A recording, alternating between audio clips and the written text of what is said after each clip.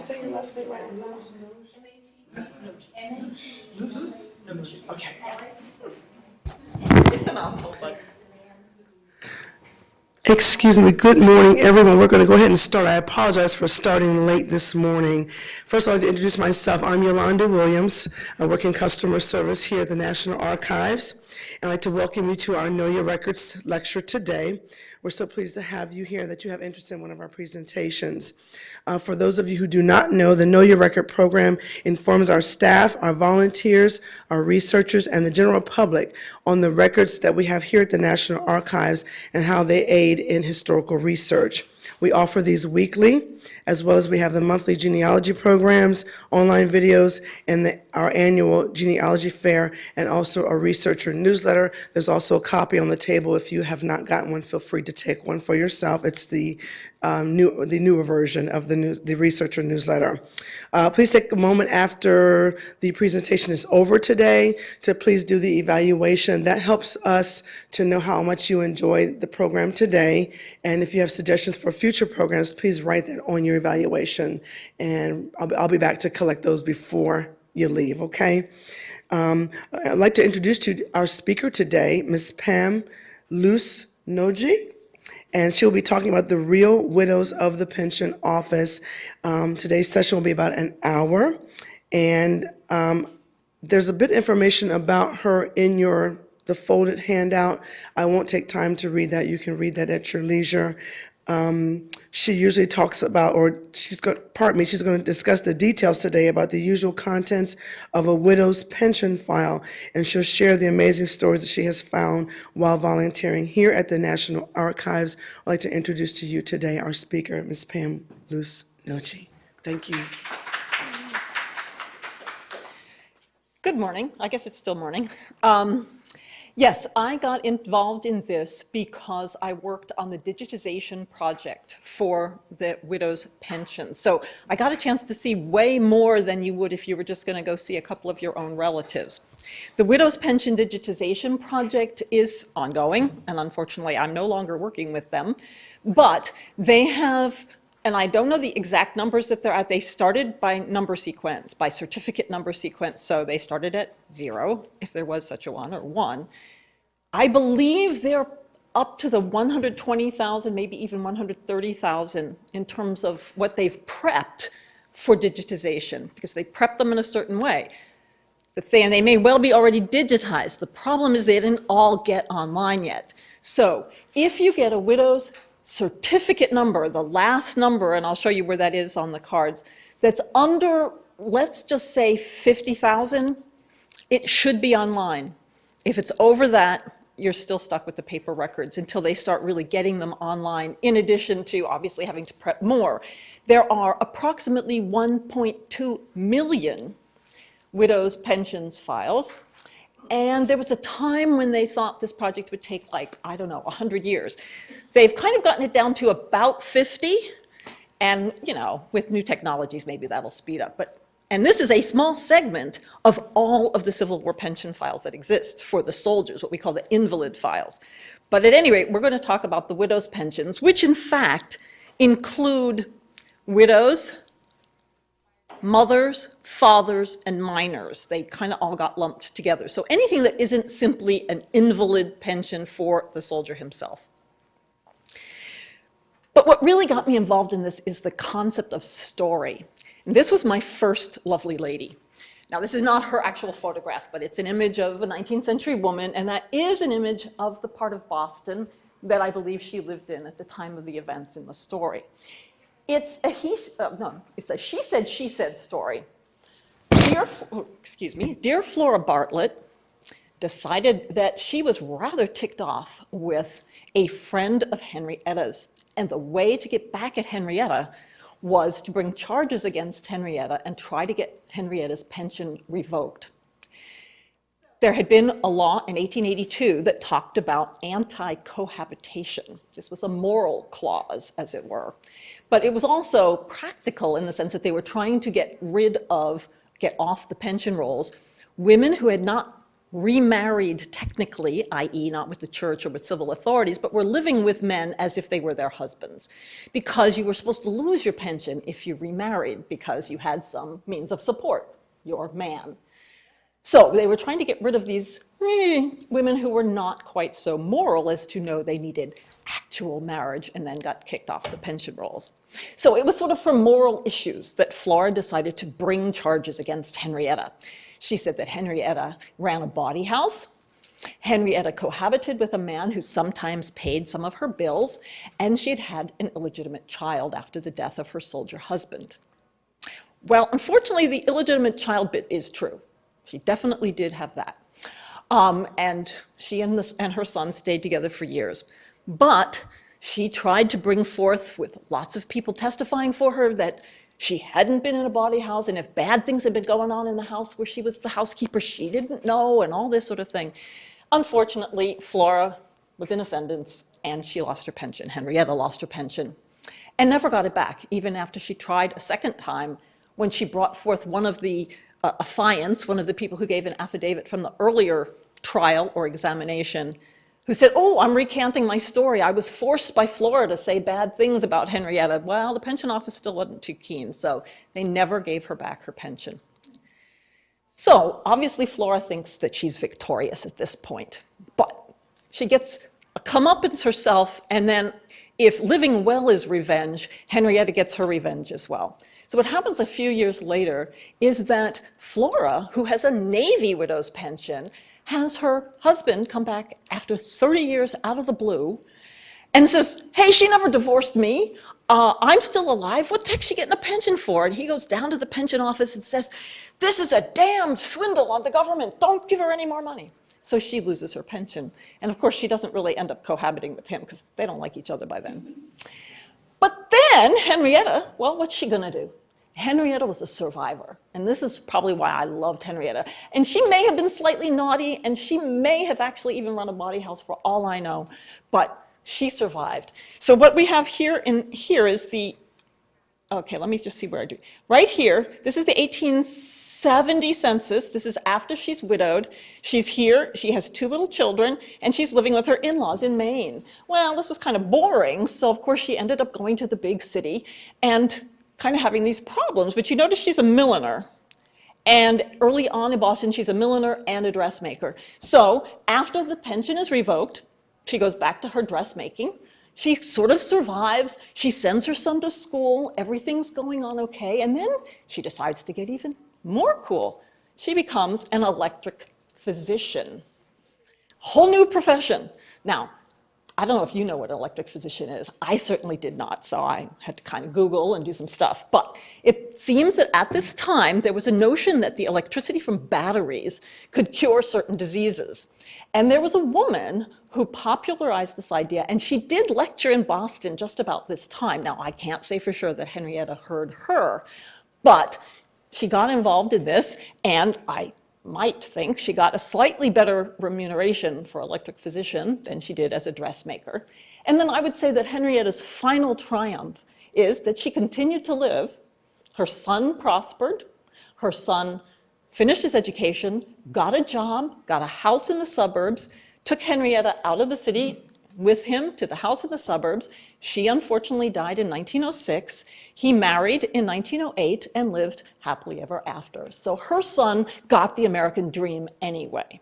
So that's Henrietta's revenge. So this is the story that got me so interested in looking into files for more than just ordering the documents the way we were supposed to and moving on to the next file. Oh. I'm hitting the wrong button, terribly sorry. So let's get a little history. This is the pension office. You probably know the building downtown. I think it's an absolutely gorgeous building. Kind of an awful lot of space empty here though, but just think of all these old-fashioned 19th century clerks running around doing their thing in here. The building was opened in 1884. There's 2 funky legends about the building. One is that women were not allowed on the 3rd floor. Why? Nobody seems to be able to tell me. And you would be fined if you threw orange peels off the 4th floor. What that has to do with the price of tea in China, I don't know. Oh, I keep hitting the wrong button, sorry. So this is the boring part, but it's important history. Pension laws. you sort of need to have this as a background to understand what you're seeing in different pensions and in different affidavits at different times to know why perhaps somebody has to go and have a special examination based on the laws. So the first pension law was in 1789 for the gentleman in the Revolutionary War, and by the time 1861 rolls around, 11,284 names are on the rolls, and it's costing the US government already $1 million per year. But they're about to get inundated. So the Civil War comes along, and then widows of people killed in action got arrears of pay and $100. But they finally realized that wasn't really going to help because they needed something for, especially guys who would come home sick and die at home. So you died sort of because of the war, but you didn't die on the battlefield. So this is the big general law. It's a soldier has to have a disease or disability related to service, and then the widow could get the pension after he got the pension, or of course if he was killed, she would get the pension. She lost her pension if she remarried. She could reapply if re-widowed, although for a while only if she was re-widowed once. You couldn't have like lots of husbands until later on, then they kind of opened that up and they didn't care how many husbands you'd had. And then this is the mother's pension was allowed at this point. And things change over time. The 1864 law was interesting because it changed the requirements for proving marriage, particularly for men who served who were ex-slaves who didn't have access to the same kinds of documentation that others would have. And on we change. Here's my anti-cohabitation law of 1882. And then, whoa, by 1940, a whopping $40 a month is your pension allowance. Now, I don't know, that might not be that bad for 1940. I'm not sure. Oh, come on, Liz. So now we have to get the documents. So that's what I'm going to try to divide this up into: getting the documents, what you're going to find in the documents, and then I'm going to tell you some of my really fun stories. Not that Henrietta wasn't fun already. So you've got to find out whether your gentleman has a pension or not. There are two ways to find online. There's the one at Fold 3 and the one at Ancestry. They come from different microfilmed sets of records, so they will have some differences. There's some overlap, but not all. And I've been told that there's about 20% of the names on those microfilms that never made it online. So if you don't find your person, you will, oh, shoot. Come on. You will want to go to the actual microfilms down at Archives 1. They're done in alpha order, so you can look for your gentleman there. Now, you'll find the name this is the Ancestry version. You will find the dependent. You will not find that on the version over here. You need to take down all of this information to fill out your poll slip. You need the unit, the Company C of Unit 53, Pennsylvania Artillery, blah, blah, blah. And you need every single one of these numbers in exactly the right kind of place. The application number, the certificate number. You want to keep all that information clear. And then here is just a note of information down here. If you get a file with an XC number on it, you need to write that down, but you might be having a problem if you have an XC file because many of them are not at the archives yet. They are still in the custody of the Veterans Administration. So you have to get them by a FOIA request. And let's say I never got one, so hope to goodness that you don't have an XC file so that they will be there at the archives. You can fill out your poll slip to get them. And so this is what the poll slip actually looks like. And you can see how the numbers fit exactly in the application, the certificate. It should be on the widow's line, on the minor line. You just got to do that all right. And you get your name and your research card number and so forth. And you put these in down at A1, and you get your pension in about an hour. Now, this is for the prepared files, because this is what we were doing for the digitization. There were a particular set of documents that we pulled up front and put in an exact order. So if you're looking at either the online files or a paper file that has been prepped, which I've seen some of them when I've gone back to look at stuff, they still have the paper prepped files. They will be in this order. The other ones, boy, it's all bets are off. Everything is in any kind of order. But we pulled first the brief. This is the front sheet that kind of gives a synopsis of everything. You've got the woman, darn it.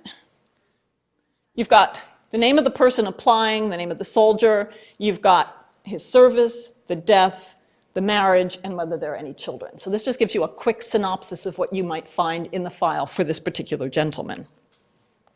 Then the next thing you see is the application. This is a very nice application because it's a printed form. They are not all printed forms. Some of them are simply a handwritten court document that looks like any other affidavit, but it says, you know, I'm applying for the pension under the act of blah, blah, blah, blah, blah. So you have to, you can't think that just because it doesn't look like this, that it isn't the application itself. And you find some interesting things on the application. You find the name of the person who's coming in front of the court saying, I want the pension. You get the name of the gentleman who served. You get where he died. Usually a quick marriage record or notion of when they married, but here you don't quite get the maiden name yet. So you're still, if you're a genealogist, you're still holding out for maiden names if you want to research that. And then down here, she's given information about the children. And interestingly enough, in this one, she hello? Well, I guess, she actually says where the information comes from. It comes from a family Bible. And you will get, if the person can write, their actual signature, or you will find out that they signed with a mark. The back of the page is interesting because they're affidavits of people who say, yeah, this is the lady who she says she is, and she really is the widow of so-and-so, and blah, blah, blah. But as a family researcher, you want to at least note down the names because these are likely family members, and it may help you later on in your research. Then you get the AGO form. That's the Adjutant General's form. That's specifically the document from the government that says what his service was. So you've got the regiment he signed up for, when he signed up for, and occasionally you'll have some information about the death of the soldier, although that's not always on the AGO form. But you get regiment, company, date and place of enlistment. Then you have the SGO form, which is the Surgeon General's office, and this is the medical form. This is the one that should tell you how he died. And note here, this lovely gentleman died in General Hospital in Danville, Virginia, of chronic diarrhea. Remember, most people in this war died of disease, not of being shot on the battlefield. I can't tell you how many times it's diarrhea, smallpox, or typhoid that's the cause of death. The interesting thing is you can also find sometimes some extra documentation, and this one's fun because it doesn't just tell you that he died or that he died from complications to amputation of his leg. That's what's up here, but down here you get the story. He was unable to be moved off the battlefield, and he was left there until the morning of da-da-da-da-da. And then he was taken off to the hospital, and then we amputated his leg, and then he died. So you get something more than just the bare facts, and that's what really, to me, brings a lot of this information alive. Then, of course, the thing that we're interested in are the family records, the vital records that we can do genealogy. That's basically what I'm interested in, although there are many other things to be interested in these files. This is a plain old regular marriage record. It's a civil marriage record. But it can be a church record, a civil record, and as I said, sometimes it got sort of opened up that affidavits would work when there were no actual records available. So then we get her maiden name. Oh, actually, I think, no, I guess that isn't. But this is actually the same one that the application was just a minute ago. And here, because that was Jackson Messenger, and now we've got her maiden name. So that begins to help us out in our family history. Then you also have to show the births of children when we get past the pension law that adds $2 a month for every child under the age of 14. So you have to prove you have the children, you have to prove their ages. So in this case, we have a nice thing that's actually from a church record, baptism. Really, there wasn't a whole lot of civil records of births at this time. So you're going to have mostly the church records, or in this case, an affidavit. And you can see that the lovely lady says, I was present at the birth of, and she lists all of the kids that and gives some nice little dates. Now you find sometimes discrepancies if you have more than one affidavit, but they're close. The ones that are fun are the ones that say, well, he was born in that spring when we had the really big snowstorm, and it was just about a month after I had my Johnny, and Johnny's 16, so, you know. So you really get kind of, again, more of a window onto the lives of these people than just simple facts. And then you've got the sad ending to the file, the drop card. The pensioner has to die at some point. So for the most part, we have these purple or red cards that have the name of the pensioner, the name of the person whose service was the reason for the pension. We've got the last payment sent, and we've got the date of death. Interestingly enough here, the death is reported by a postmaster. So that kind of makes you think the poor woman is living alone because there's no family member to tell what's going on, but just the fact that her mail is no longer deliverable because she has passed away. Occasionally you'll find something a little bit more personal like this, which is somebody sending in their own note saying, my mother, Mrs. Blah Blah, died, and she had this pension certificate number and whatever. Of course, you could be fraudulent and try to keep the pension after somebody died, but there was something of a benefit to showing that somebody had died because you got a little bit of money for care for the person at the end if they were ill and for funeral expenses. So it was kind of iffy as to whether you wanted to be fraudulent and hold on or not. Were these kind of like government checks that came in the mail, or how did you get paid? Had changed over time, really big time. You used to have your pension certificate and go to a certain location to get your payment from somebody who was authorized to give it, and you only got it quarterly. You did not get these things monthly. By the time you get into the 20s and so forth, the banking system is a little bit different, and you did get these little chits, which I've seen in some files, and you had to take the chit somewhere, but you did start to be able to go monthly rather than quarterly. So it definitely did change over time. And then what we have at the end of the prepped files to show you kind of that you're at the end of the special stuff up front are these what we call wrappers. You have to remember that all of these documents were originally stored in the trifold manner, which was the typical way of storing stuff in the 19th century for everything. I've done some original court record searching. They're trifolded. You take an 11 by 8, trifold, and you stick it in a wrapper, and you stick it in a box, and you smunch them in. And that's why sometimes when we try to open these things, they break at those seam areas or at those bend areas and everything. But that's how they were originally stored, were in these wrappers. What's sometimes fun is on the back of these wrappers, there's a handwritten list of all the activity that had happened to this file over time. And for me, it was really fun once. I was trying to find a guy in my family who I thought was in the Civil War, and I got the thing with what seemed to be the right name on it. And on the back, it showed in 1922 that a relative of mine had also looked at that pension file. And then I was looking at it, and guess what? We were both wrong. That wasn't our guy. It was a different guy. But we at least both did the same research first through the wrong guy before we got to the right one. And then there's all the rest. That's just an image of one of the open files. They can be fat, they can be thin, they can be clipped together here with these kind of clippers or loose papers. Sky's the limit. It can be anything. So here are some of the other things you can find in a file. And I can't even absolutely say that all of the documents I've just said are in every file. They are the typical documents that kind of should be in every file, but even they're not. And then what I'm going to show you now is not necessarily in every file, but could be. Letters from the front. Let me tell you, the women I worked with on my shift, we definitely did cry together a couple of times. Some of these are very, very sad. But they do give you a sense of what's going on for the soldier. So this is the typical kind of, I've been very sick and I'm getting worse. See, getting. And take best care of yourself and the children. And then the guy did die. And so we've got this in a widow's pension. The reason that we have them rather than the original recipients of the letters having them are that they're sent in as proof of relationship, of need, of a variety of different things. But it's sad that the family didn't get to keep these things.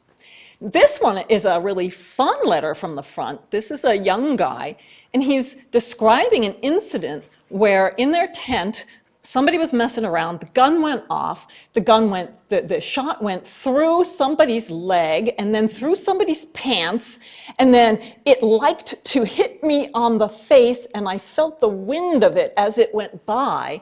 And you get this like moment-to-moment idea of what was going on in his little camp life. And then this guy was a writer. I mean, he went on and on. But then he starts another story down here.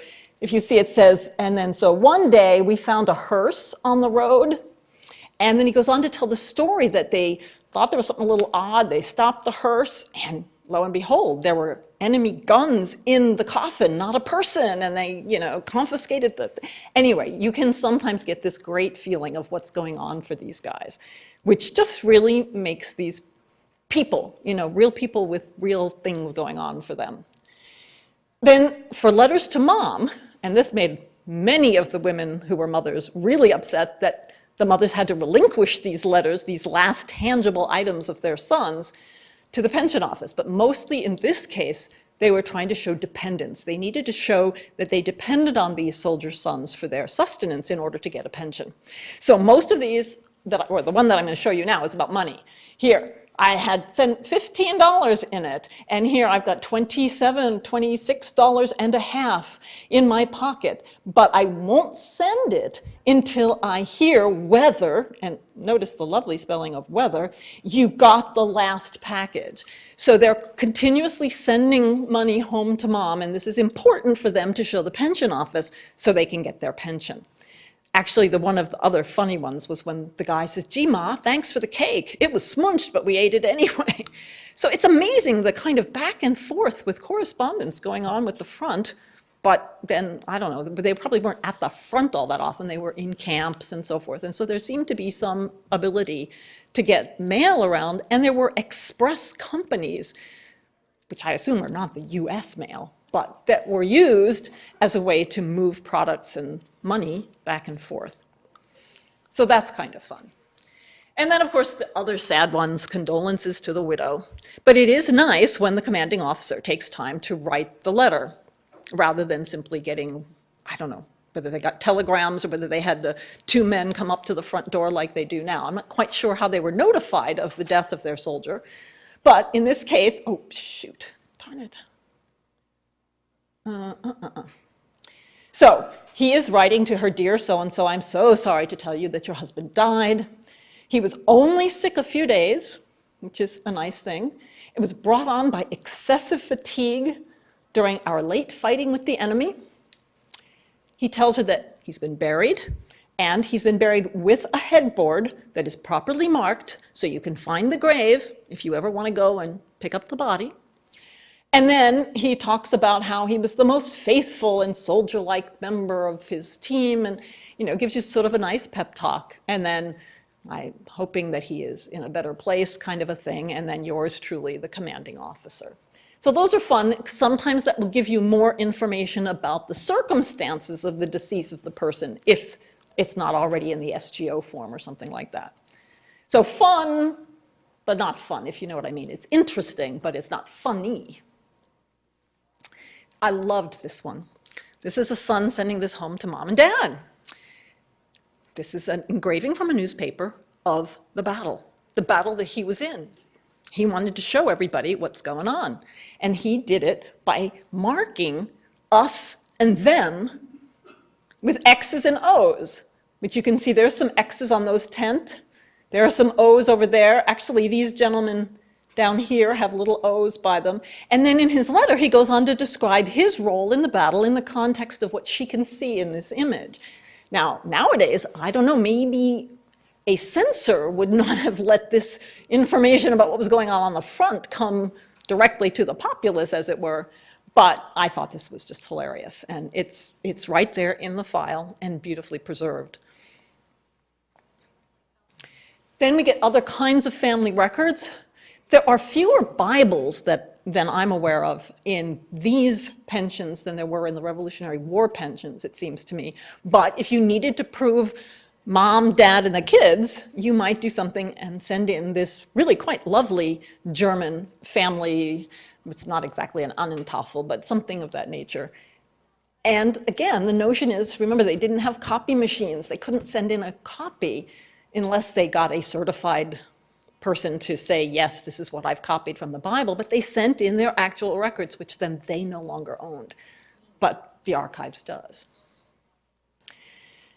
Then there's the sense of other marriages. Okay, we talked about the marriage of the soldier and the widower. Sometimes either of those parties had been married before, And many times, the spouse married again afterwards. But remember, every time a woman marries, she changes her last name, and they're hard to trace if you don't know what's going on. So in this case, what we have is we have the soldier and his spouse, who is now the widow, who's asking for the pension, doing their thing in Randolph County, Indiana. But then we get a lovely piece of additional information. There is Mary Ann Bales now marrying again Mr. Jacob Castor. This was actually a disaster that she did this, but he was something that kind of rhymes with Castor. But then it also shows that she's gone out to Decatur County, Iowa. So you've got a change of place, a change of name, and you can help follow people along further in ways that you might not have done otherwise. Then you have divorce. Yes, there was divorce at this time. Actually, there was divorce way before this, but divorce was even more common than I thought at the time. And bizarrely enough, it was kind of good to have a divorce record, because if you were, in fact, separated, estranged, whatever, from hubby, you wanted something to prove that, so that you could prove that you did not have dependence on a man who could sustain you. You needed to show that you were a single woman, so that you needed to either get your pension or get your pension back, depending on the situation. This gives you an idea of time. I just underlined this date, so there's definitely divorces going on, 1872. But the thing I loved about this one is this line that one of my colleagues read out to us when she first found it, because she thought it was just so hilarious. But this is a guy saying, I heard the man in the case say, his wife was a damned good woman, but that he didn't care a damn for her, and he wasn't going to live with her. And this was after a whole bunch of affidavits that actually showed he was quite a naughty boy and brought home other ladies into the household, acting as if they were his wife while the wife was still there, and really, really not nice things. And she was very, very upset.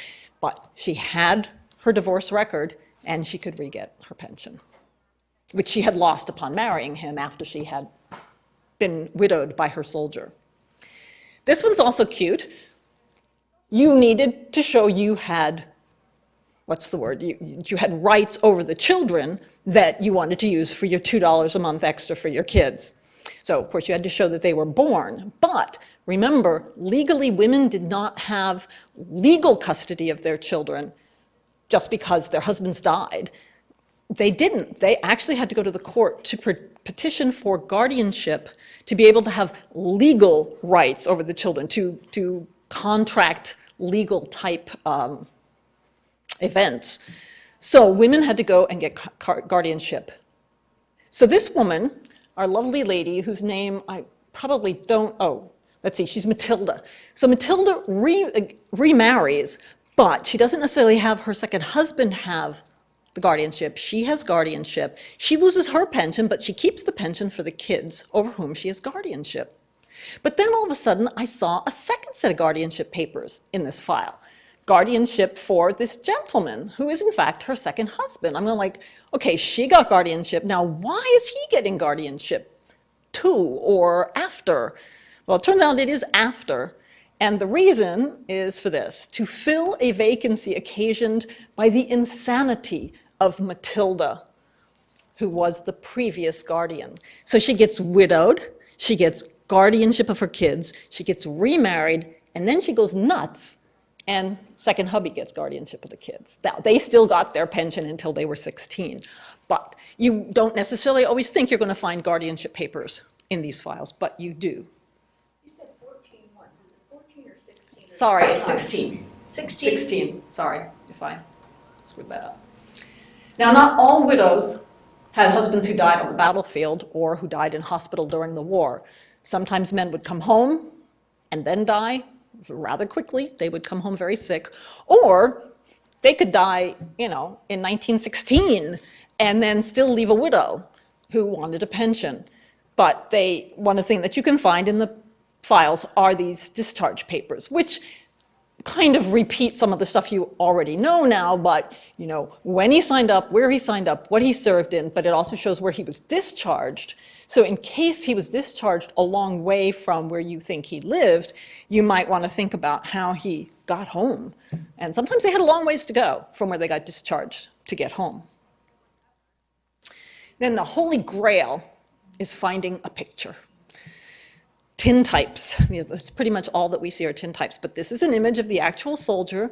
They would send these home to mom, sweetheart, wife, whomever, having their picture taken in uniform, and once again, the family would send it in as some sort of proof that they were related, that they had a soldier husband, a soldier son, whatever, and they no longer have the photograph, but we do. And boy, when we find these, we go nuts. And I can't even remember whether I actually found this one. I think I might have, but I found a few during the 1 year that I was working, and it's just amazing. Then you get health forms.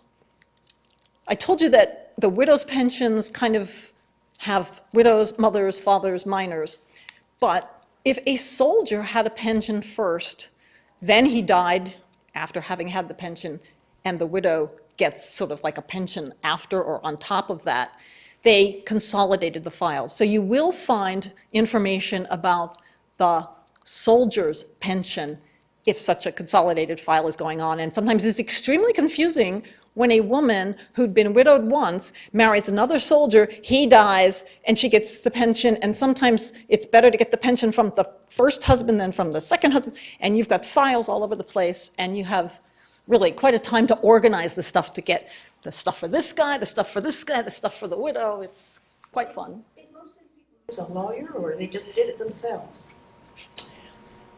Or you don't know? I don't know what the percentage is. There definitely were lawyers who did this. There were people who were given power of attorney to do this. But a lot of times it was people going in front of their county court, you know, saying, I am in front of Joe Schmo, honorable judge, blah, blah, blah, blah. And at that point, I think they knew the verbiage pretty well about what you kind of had to say. So I don't know completely what lawyers got involved, but there were some. There were definitely some. And there were medical boards who filled out these papers for the soldiers, because during most of the time, they had to show some disability, and early on, they had to show that the disability was connected to their service. So there was, somebody just told me this yesterday, it started out that there was 1 doctor per county, and later on they had 3 doctors per county who were allowed to do these forms and fill them out. And if you've got a pensioner who gets really old, and I've seen some of these, there's a ton of these forms in the file, because they not only had to refile these pieces of information every time the pension law changed and you got like a little bit more money or something, they also had to recertify like every 2 to 3 years, even if the law doesn't change. So you get tons and tons of these documents, and sometimes they get pretty boring, but on the other hand, they give you all the kinds of things like, here's his temperature and his heart rate and all this stuff, and then they talk about what kind of diseases he has. And sometimes you can see him getting sicker and sicker and sicker over time. And you had to qualify in a certain sense for a percentage of disability. It wasn't just full disability just because you had a leg wound. You might have a 1/4 disability or a 3/4 disability, and you got a different amount of money for each of these things. I absolutely love these little pictures. I mean, I just think they're hilariously funny. I personally have never seen one with any marks on it, but I talked to somebody on Tuesday who had seen actually a mark that showed, okay, the bullet went in by the knee and came down and went out here, and so they, I mean, at least ostensibly, they could be used as a way to show what kind of problems there were with this guy's health. Then, if you weren't happy with the regular pension and the acts and how much money you got and whether the pension office gave you a pension or didn't give you a pension, you did have one more recourse: your congressman or your senator. So you could apply for a special act. If normal channels don't work, you go around the houses. So this is what this lovely lady did. Now, Cora is the daughter of somebody who was killed in the war. And much, much later, she comes back and says, and this is very likely due to a change in the law that said permanently disabled minors of soldiers could get a pension for life. And I believe that's where she was trying to go. The pension office wasn't really giving in to her story, but she was persistent. Let me tell you, there were letters and letters and letters like this, handwritten, cramped, both sides of the page, sometimes 7, 10 pages long.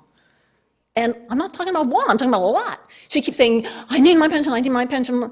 Look at here, please answer quickly, I am in a great hurry. Okay, she gets her special act. This is from, I believe it's the Congressional Record where these get put in.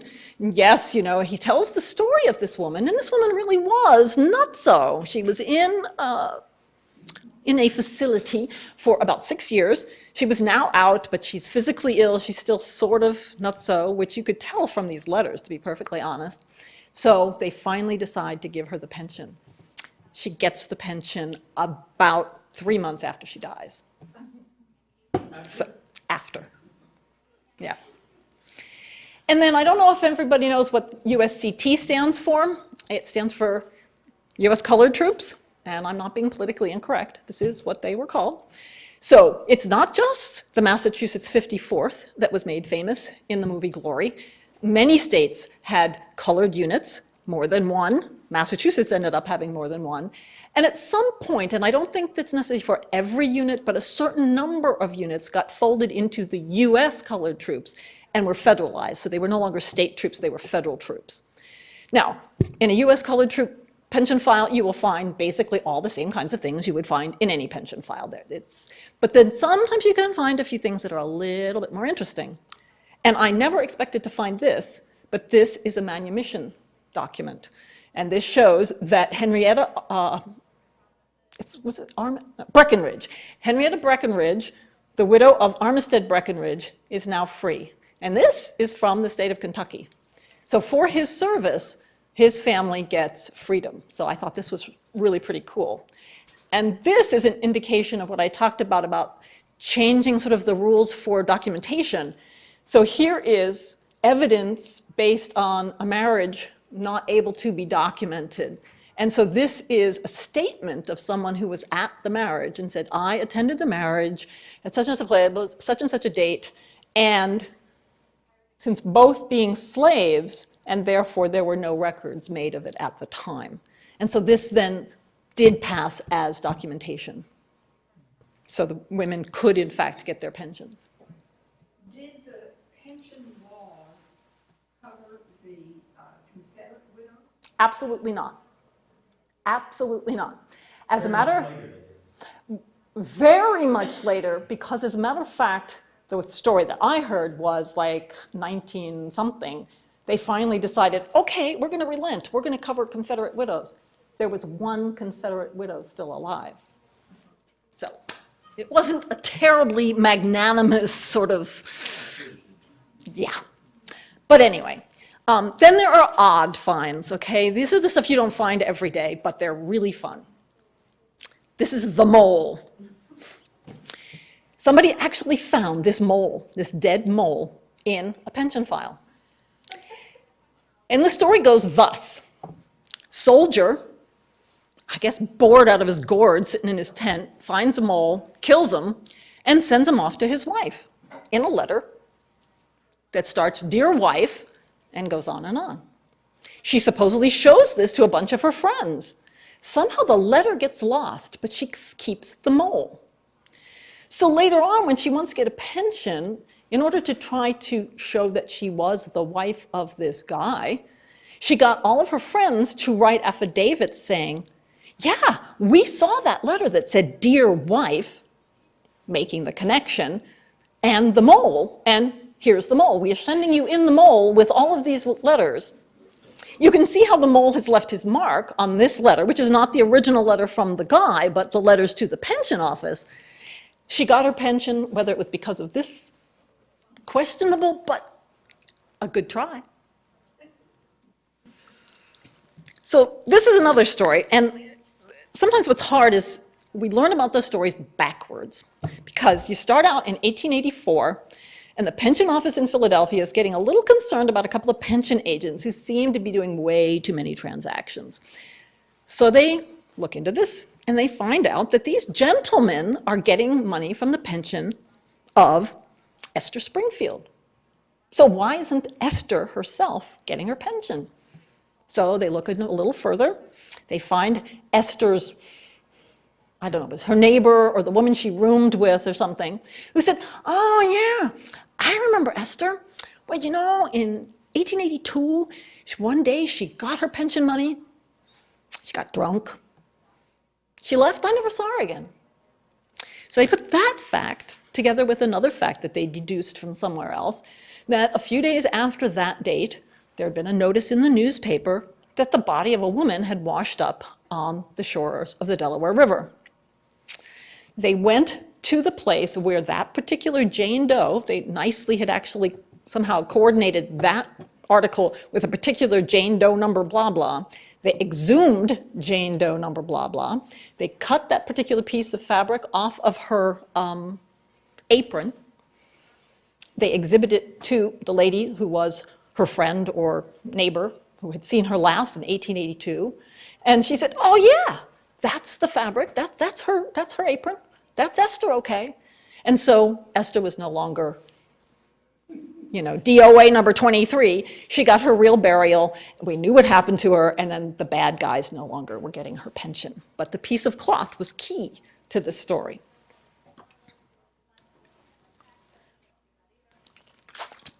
This is one that I did find, and I thought this was great. You find usually the Tintypes are the guys standing in uniform being all nice and what. This guy used this photograph as evidence of his disability. So in addition to those forms that the doctors filled out, here is something else where he is showing the wound in his arm that is making him unable to do his work. And he puts a letter here saying, I can't do any more. If you want me to go get a doctor's information, but here's the proof. And this is I think this is the only time I've ever seen a photograph that is the proof of the disability. Now, we're going to get into my fun stories. These are the things that I found to be fascinating. This takes place in Lincoln and Casey counties, Kentucky. Barbara, the widow of Peter,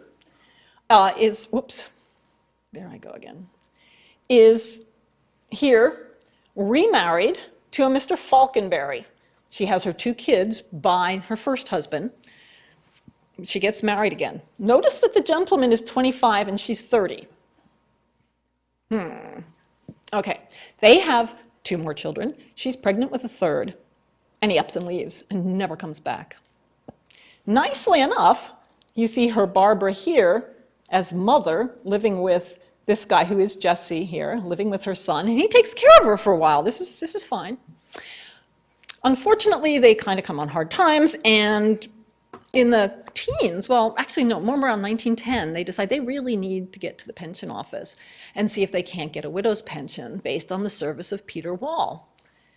Well, the problem is she can't prove that she's divorced from Mr. Falconberry, nor can she prove that Mr. Falconberry is dead, although she alleges that she has heard that he is dead. In the examinations, attempts to figure out what happened to Mr. Falconberry, a lovely story comes out about how when he left her, he went off with a younger woman, no longer keen on the woman 5 years older than he, that woman and that woman's mother murder her husband so they can be together. They are taken up by the authorities. I have one document that I found that's separate from the pension files when I was trying to do other research that indicates that Henry Falconberry was in fact in jail and somebody was paid a little sum for taking care of him in jail. That's the only thing I've really been able to find about it. But for some unknown reason, they all 3 get let out of prison. The wife, or the woman in the case, and her mother go off to Missouri. So they killed the hubby for nothing because she's not hanging with Mr. Falconberry. And Mr. Falconberry goes on to do, so many other things, so many other women, so many women, so little time. And there's this whole sordid story that comes out about what her husband did. But the problem in the end is she still doesn't have proof of death or divorce. In 1912, she says, okay, I'll get divorced. She gets a divorce. She sends the divorce papers in. Guess what? They don't just add the divorce papers to the application she had already sent in. They sent it back and said, okay, you can do this, but you got to send in a whole new application too.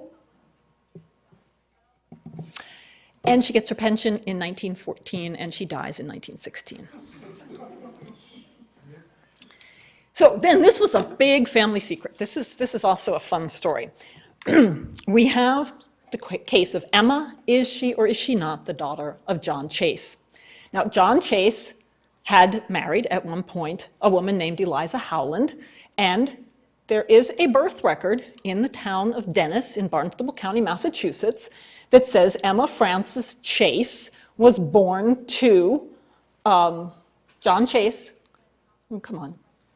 John Chase and Eliza Chase. Now, she's the former Eliza Howland who married Mr. Chase. But notice this lovely little thing down here. This was recorded in 1863 for a birth that took place on December 5th, 1855. Pension examiner got a little hinkied by this whole thing. And then he went and found that there was another record in the same town. Shit, sorry. Emma Frances Howland, not Emma Frances Chase, illegitimate child of Eliza Howland, not Eliza Chase yet. And the birth date is the same. It's December 6, 1855, and it's recorded December 17, 1855. This looks a whole lot more like the real record. Now, Emma says that she didn't know this, that this was a total surprise to her. I'm not sure that's completely true. I come down on both sides of the story for this one. But she rescinds her request for the pension because she now finds out that Mr. Chase, although the husband of her mother, was not her father. Therefore, she has no claim to a pension as his minor. Well, she's not a minor child anymore, but as his minor, you can get retroactive pensions. So then the question is, who is the father of of Emma? Well, unfortunately, it's Elkanah Howland. And Elkanah Howland was the father of the said Eliza, who had carnal knowledge of her. This other document, which is not from the pension file, is from the court records in Barnstable County. He was actually tried and convicted of incest, served 4 years, and the family was never the same, based on what I can see about what happened to them in later censuses and so forth, when that came out. But for some reason, and the timing is a little bit hinky as to whether you could really say that you'd be living in that town and not know that something had gone on because he was in fact tried and convicted. But it could have been just before she went for the pension and stuff. That may have been why this came out. I'm not quite sure. But she at least alleged that she did not know that Mr. Chase was not her father and that her grandfather was also her father. Now, Mary was an enterprising woman. She was widowed as a young woman with, I think, one child in Cumberland County, Pennsylvania. She then moved into the big city, into Harrisburg, Dauphin County. Well, you got to do something to make a living, right? So here she is. Mrs. Snoddy was reported for keeping a disorderly bawdy house. Not even just a bawdy house, but a disorderly bawdy house, okay? Then a couple days later in the paper, this is 1887, Mary Snoddy kept a bawdy house on Charles Avenue and will now spend 7 months in jail. She doesn't hide this from the pension office. Here is a pension office document from within her file that says, it appears that you were convicted, you went to jail, you paid a fine of $5, which interestingly enough, when I was looking in some of these other it's like the police blotter for that newspaper at that time. So what I'm saying is she paid $5 fine. There was another little thing that said a black woman who had taken the dress of her mistress was also fined $5, which seems awful high if she's only getting $5 fine for a bawdy house. Something's kinky there. At any rate, Mary doesn't say she didn't do it. She says, of course I did it. Of course I ran a bawdy house. Remember, 1887, this is after 1882, our lovely little Anti-Cohabitation Act. She said, so, but what's your problem? I didn't do anything. I didn't cohabit with anybody. Just because I ran a bawdy house doesn't mean that I have anything to do with this law. You have no reason to rescind my pension. I am not guilty of cohabitation. It's a good argument, but it didn't fly, and they took away her pension anyway because I guess they really just figured she was immoral enough that whether she really did it herself or not, they weren't liking her as somebody on the pension rolls. So they got rid of poor Mary. Now, this is a nice case in a way. Good old Esther, who was the widow of Henry Patterson, relatively soon after he died, darn it, he died, remarried a Mr. Fred Howell, and this is their tombstone, and this is just a general picture of a courthouse in that area. So what happened with Esther was she had made a pledge to her dying mother that she would care for this child, that the relationship with the child, the age, the gender is never stated. But the notion is that she had this obligation. And supposedly when she remarried, which of course made her lose her pension, or supposed to lose her pension, supposedly this new husband's family, at least at first, wasn't at all keen in giving her enough money to take care of this obligation. So she fraudulently kept her pension. She kept it for 14 years. She was very moral, though. The minute the child was out of school and no longer needed her assistance, she stopped taking the pension. Well, unfortunately, the pension office did find out about it, and they weren't too keen on the reasons for this fraud. It was still fraud. She had taken money from the US government she did not deserve. So they were going to take her off to jail. But in this case, there are some lawyers involved, and they're writing a little brief, and I love this thing. We must temper, what's it say? Justice should be tempered with mercy. Well, I still don't think that they were going for the mercy thing. But guess what? This is the good second husband. He ponied up the entire sum that she had fraudulently taken over those 14 years, paid the government, and she did not go to jail. So this was the good second husband rather than the mostly awful second husbands.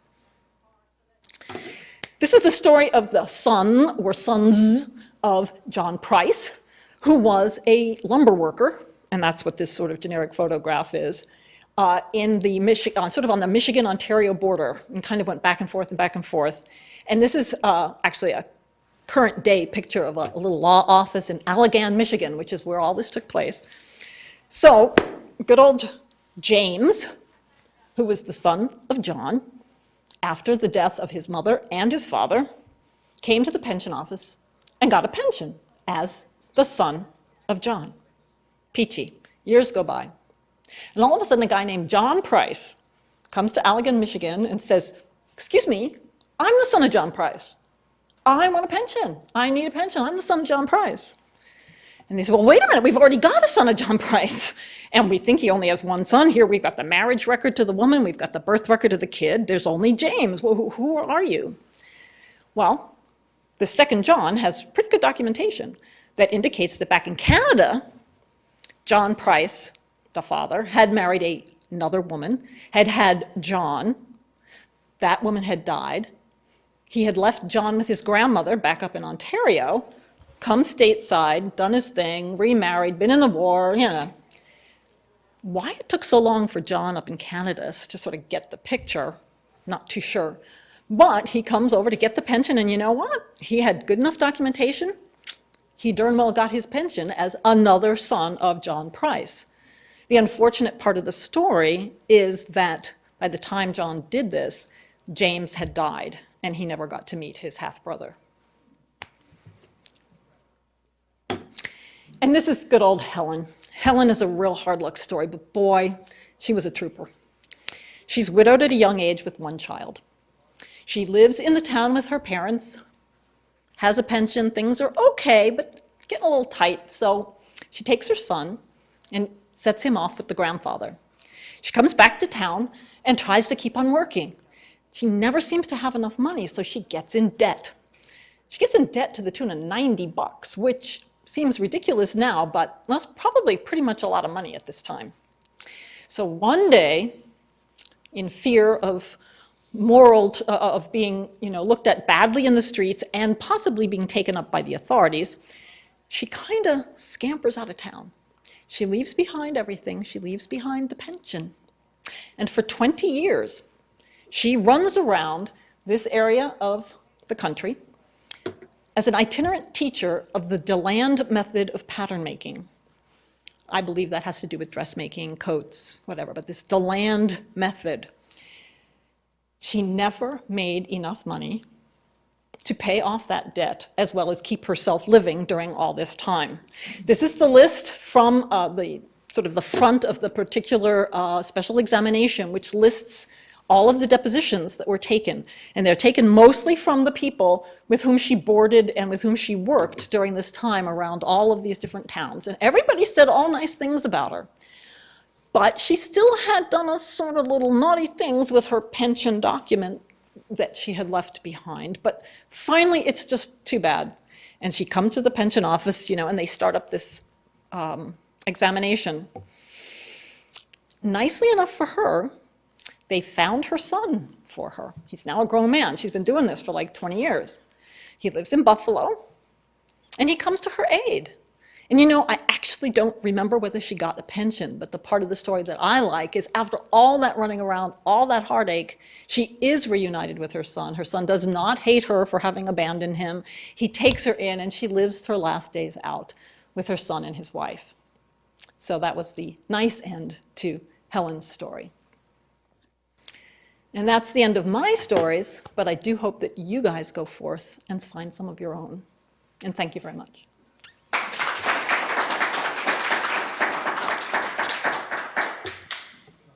If we go to the archives, are we able to get copies of anything that's in the file? Absolutely. What I do is I scan. I like digitized documents. They've got this great new Xerox machine in the reading room upstairs there that you can copy, you can scan to a disk, or you can scan to a thumb drive from that, whatever. You can take your own scanner, you can use digital photography. The only thing is if you take your own scanner to the National Archives, you must have a flatbed scanner. You cannot have anything that the paper has to go through, or anything that the kind that you run over the top of a piece of paper.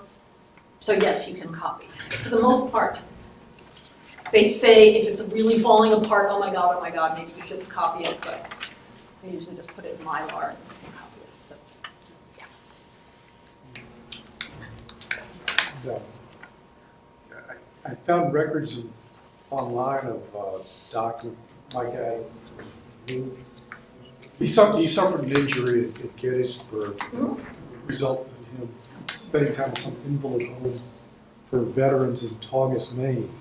There was a whole system of those invalid homes, and in some of the other kinds of files where the men especially lasted longer, you can find an awful lot of information about them living in these homes towards the end of their lives. And the thing that's great about those documents is that they have these gorgeous, what do you want to call them?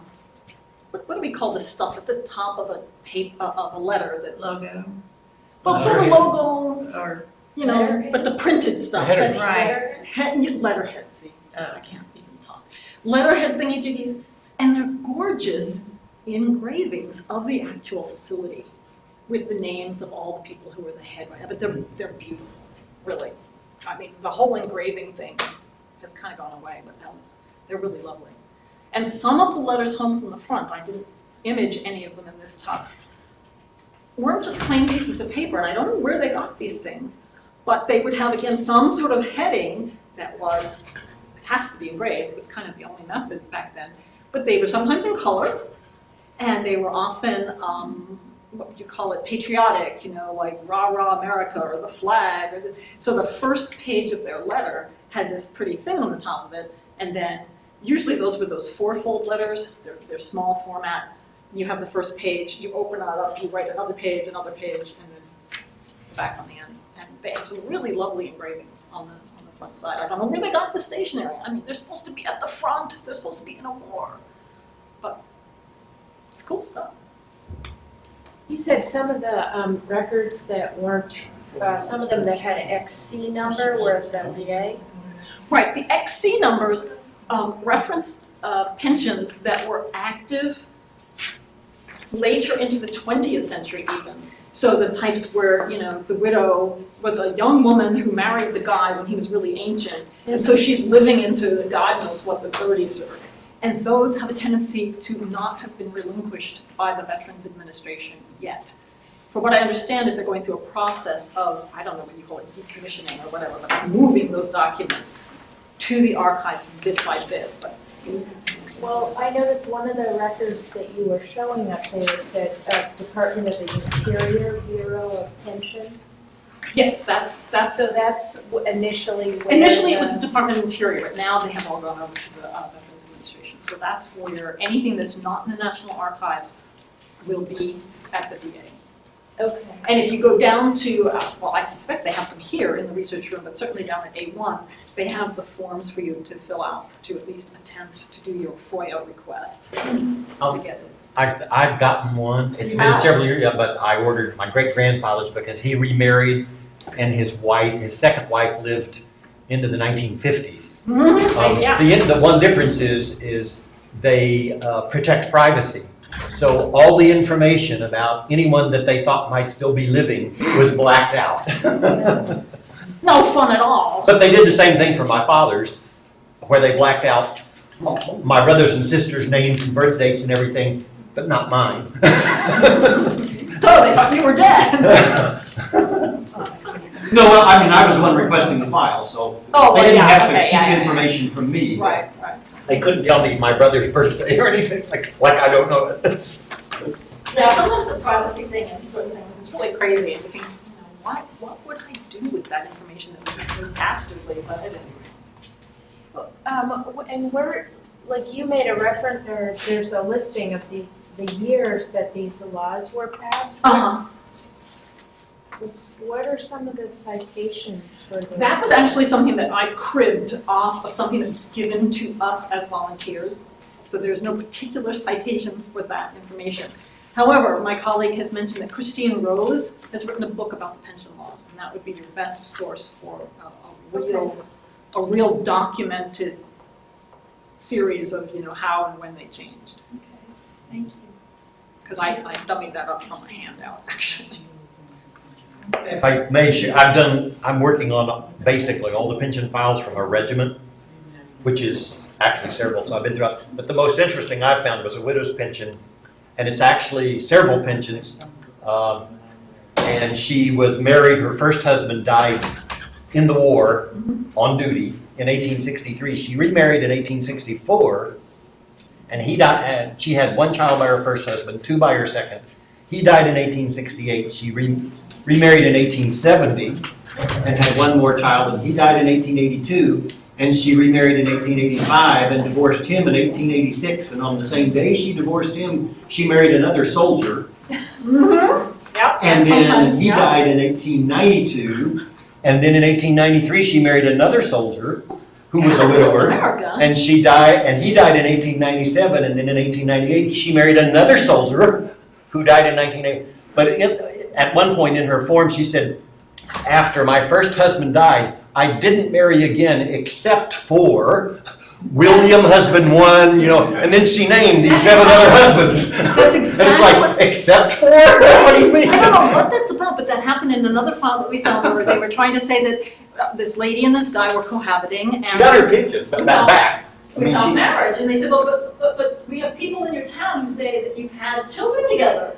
Therefore, you know, you've been cohabiting without benefit of marriage. And she said, well, we haven't had any children, but, and she named 6. yeah. Go figure, you know.